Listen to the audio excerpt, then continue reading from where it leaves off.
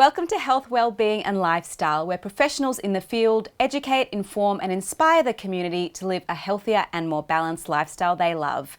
Our first guest today is mindset coach Sharee Shefket, and we'll be discussing how to reprogram your mindset to live a healthier life. Welcome, Sharee. Thank you. Thanks for having me. So my first question, is it actually possible to reprogram your mindset?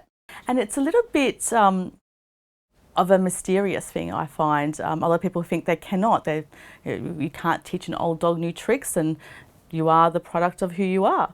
But you can definitely change your mindset through programming. So the first thing I guess we need to look at is what is programming in itself. So what they say is, show me a child at the age of 7 and I'll show you the man. Because from 0 to 7, all the programming is getting downloaded, like you're downloading an app. So what happens is that when a child is 7, you could actually see in terms of their behaviours, their personality, it's kind of set. But what happens as they grow up, things that happen in their life will either support the programming or it will start changing in certain ways. So if a child is told that they're quite funny, for instance, then the subconscious mind, every time they do something funny, the subconscious will see, oh, you're funny, told you were, and that will be formed in terms of their programming, and that's how they see themselves. And so what happens is, when we get older, we have this thing of, this is who I am. I'm an old dog, I can't learn new tricks, yeah? And this is such a false assumption. We can reprogram ourselves. It's tricky to do. It's not easy. I'm going to be honest there, but it's possible, and it's difficult because the subconscious mind. So we've got the two minds. We've got the subconscious and the subconscious. The subconscious mind, look at it as the size of an elephant. Mm-hmm. The conscious mind is the size of an ant. So that's the size and the power difference between the two. So right now, your conscious mind is listening to me. And what's going to happen is that you're concentrating, on what we're talking about, but your subconscious is already planning about what it's going to do next and so forth. And it's a bit like, we need program because it's our autopilot life. So for instance, when we finish here, your subconscious mind already knows what it needs to do. You don't think about it. So I'll give you an example. When you get out of bed, do you get out on your left side or your right side? You don't think about it. You just get up and what do you do first? Do you go to the bathroom? Do you brush your teeth? Whatever you do, your conscious mind doesn't think about what it's going to do. Your subconscious already programmed it. So what's, I think, quite astounding to me is that 95 to 98% of your day, your subconscious is running the show. For someone to reprogram that, it's not easy. So we have to undo that programming. So what is the process of reprogramming your mindset? So the process is a little bit complex. I'm going to be honest there, because the subconscious, as mentioned before, is very powerful. It's in control. And like I said, it's the size of an elephant. The conscious mind is the size of an ant. So if the ant says, oh, I want to make these changes, the elephant's like, it's not happening. I'm not going to change. So we need to get the subconscious on board. And so the subconscious learns through repetition. So if we keep repeating something, the subconscious will eventually accept that new program. But sometimes it could be really stubborn. Let's be honest as well. It could say, no, I really don't like that. I really don't want to change it. It's going to take even longer for that person to make those changes. That's why I think you have to look at your programming first. So we need to keep some of the programming. It benefits us. So for example, when you drove here, did you ever think about where you need to go? You just arrived here. Your subconscious was actually driving the car. But when you learn to drive, your conscious mind is driving. It's trying to work out how to do a head check, seatbelt. It's concentrating so much. When I ask people about multitasking, like, you can't multitask when you've got to do something that requires your conscious mind to do it Make sense? So your conscious mind is so small compared to your subconscious. It has limited capabilities.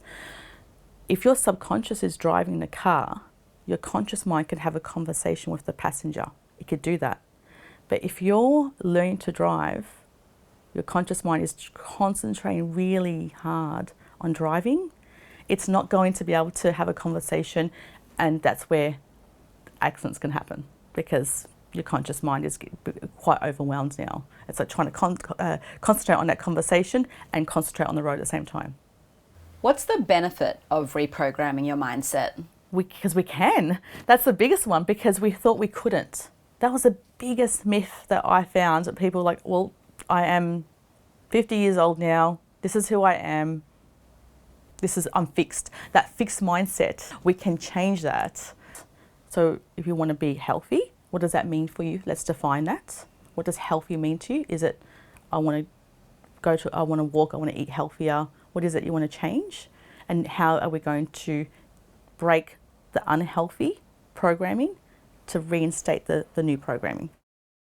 So it's about that growth mindset and changing that. And so then what advice would you give to people who want to reprogram their mindset? Look, if you could find a therapist, that's the best way does change work in terms of neuroplasticity. That would be the most beneficial and the most easiest process, because they will give the tools and techniques, and we usually work with the subconscious instead of the talk therapy, and that's why the results are a lot more faster. If you want to do it yourself, like I said, you have to look at your programming first and see what you need to change and interject as much as possible, so the subconscious mind is reframed into the new skill that you want to do, or the new habit. So you can use tools like different apps, your phone. You can have post-it notes where you're stopping the programming to take over. So what will happen, like I said, your programming is that set where when we leave this place right now, your subconscious mind will take over the autopilot, and you won't even think about what you need to do. It's just running the show all the time. So it's very hard to change that. Thank you, Sharee, for your great advice and information. If you'd like to know more about how to reprogram your mindset and more about the work Sharee does, you can visit her webpage via our website, healthwellbeingandlifestyle.com.au. After the break, we'll be back with another interesting guest and more insightful conversation. Stay tuned. After the break, Sue Williams, Doctor of Quantum Counselling and Clinical Hypnotherapist, will be talking about, could epigenetics be the key for athletes, people in business and everyone to health and success?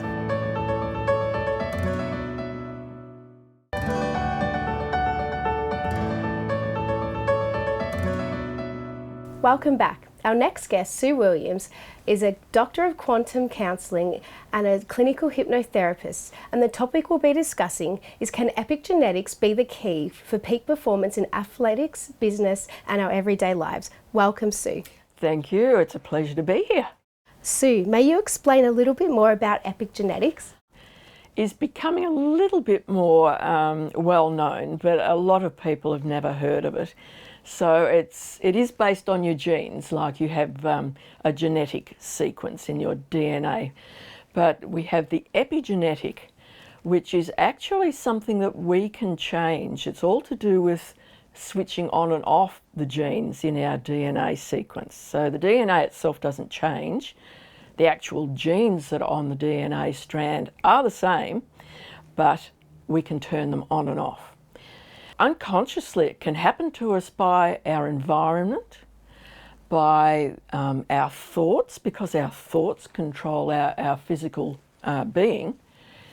If we live in a very built-up area and we're breathing in car fumes all day, if we're near factories, we're breathing in the toxins from the factories. Of course, there are regulations now so that these things aren't as bad as they used to be. They tend to build up over time, which is a problem. That affects our genetic makeup a lot. And the great thing about epigenetics is that we can change that genes, whether they're turned on or off, which affects our health, our well-being, our reality. Why is it the key to our health and success? It's because we are in control. We don't have to be seeking outside assistance. We can start with ourselves. We can do the things that are going to improve our wellness.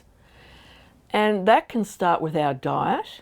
If we choose organic produce rather than produce that's potentially been sprayed with pesticides, growth hormones, that type of thing.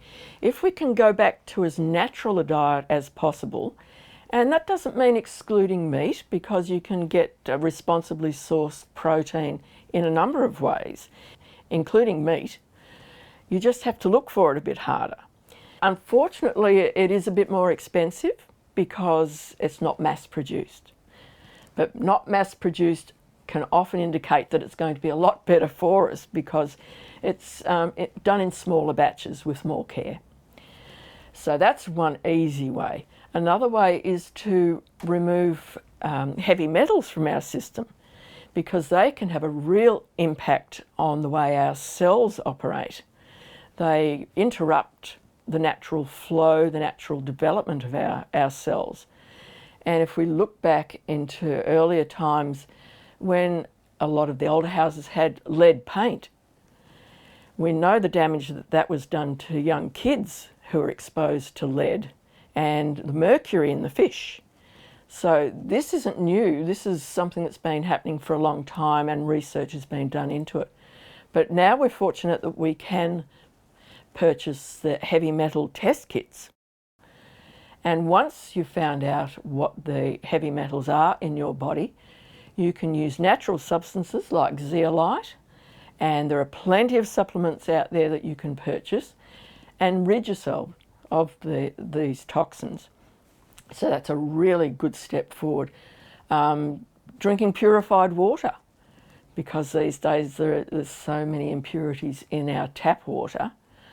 I would say don't turn to plastic single-use bottles, but buy a processing machine for your house.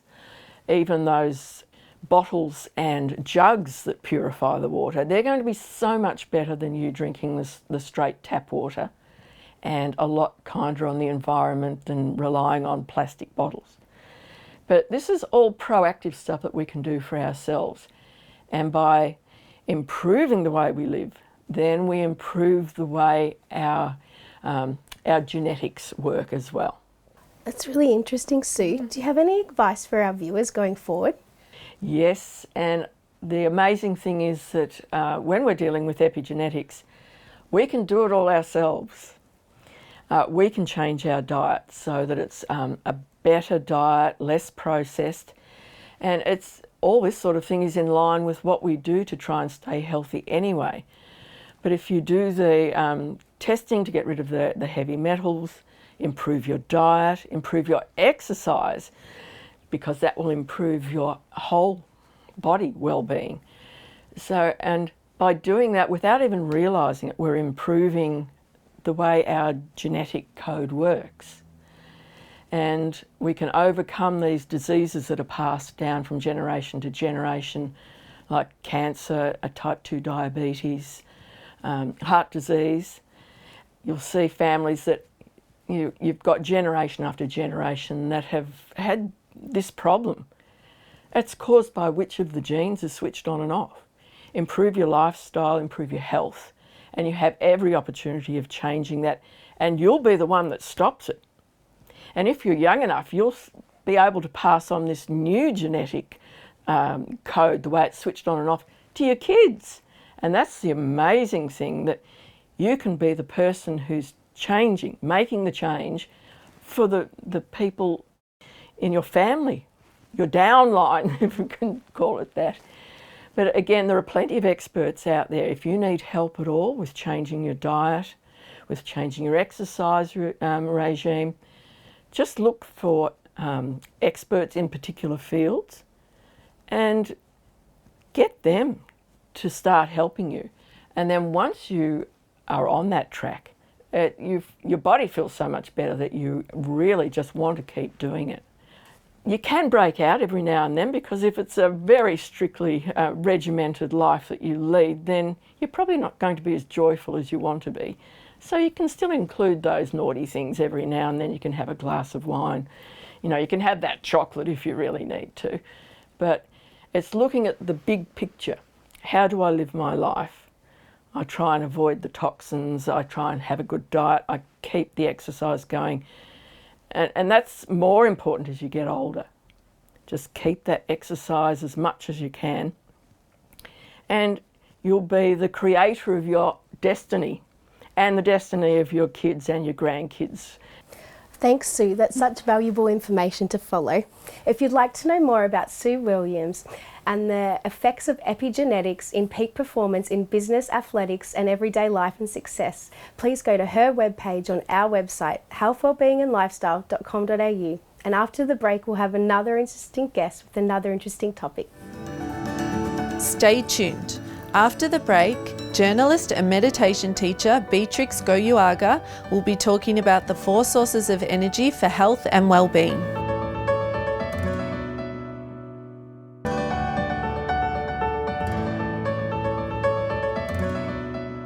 Welcome back. Our third guest is journalist and meditation teacher Beatriz Goyoaga, and we will be talking about the 4 sources of energy to improve your health and well-being. Welcome, Beatriz. It's so great to have you back.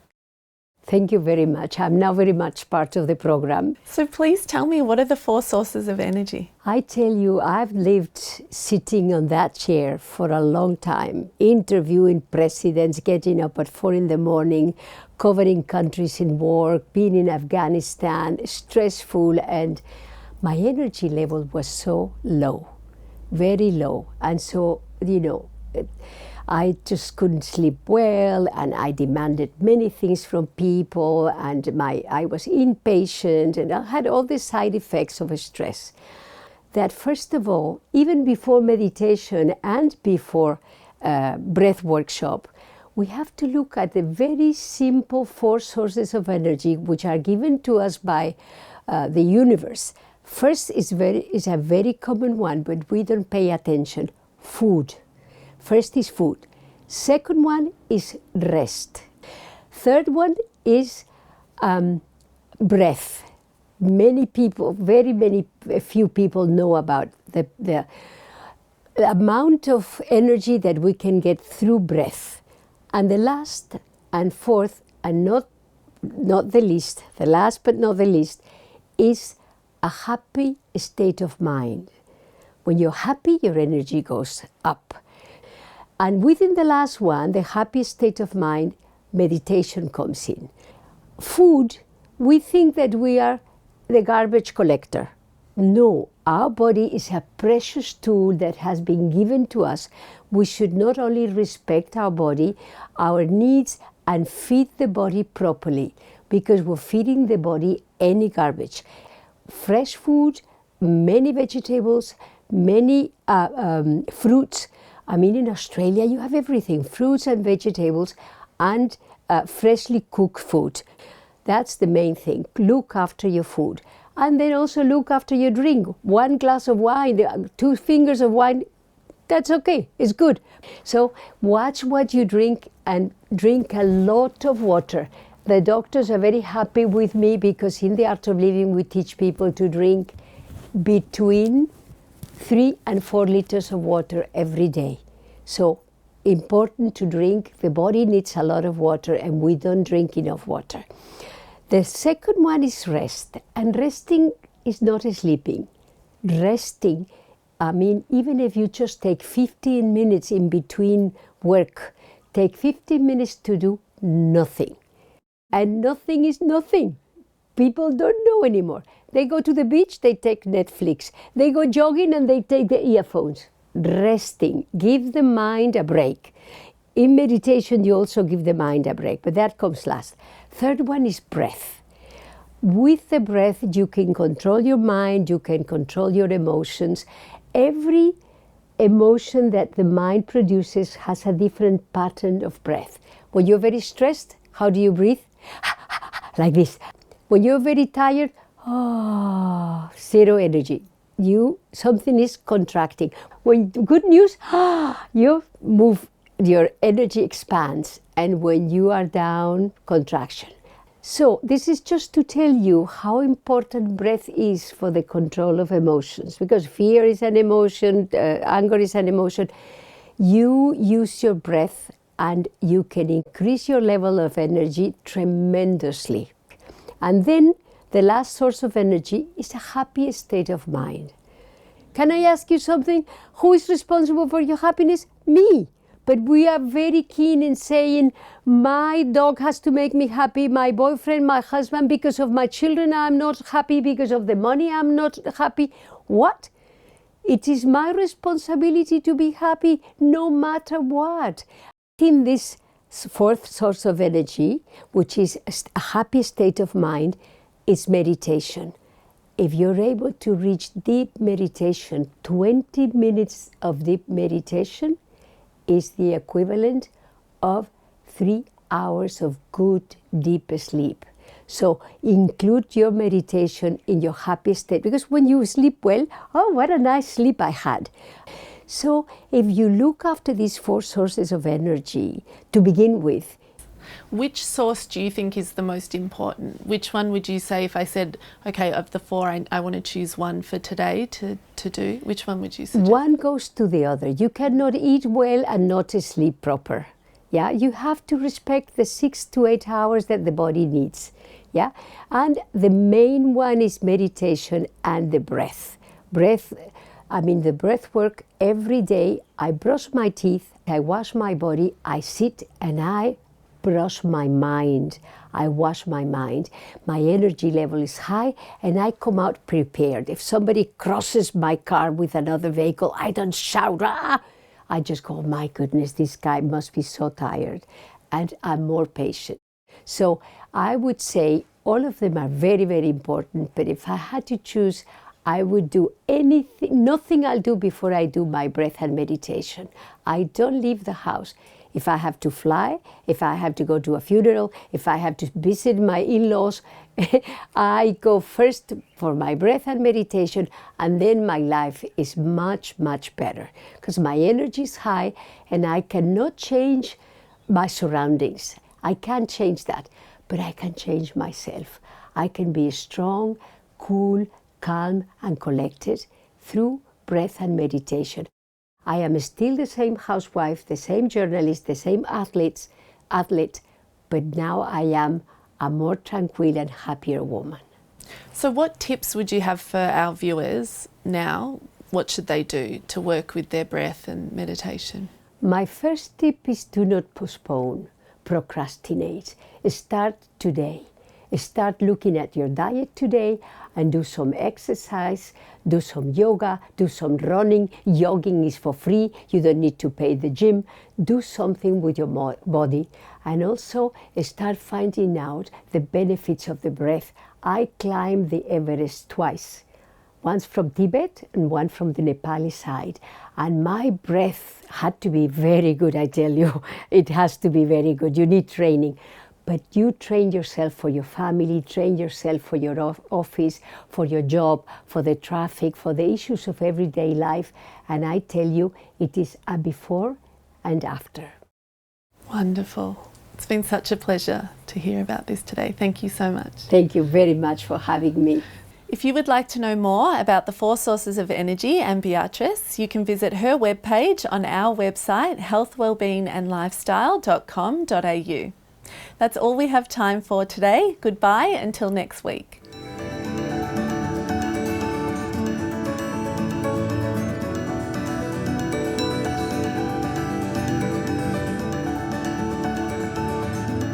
If you'd like to know more about our show, please like us on Facebook, follow us on Instagram and subscribe to our YouTube channel.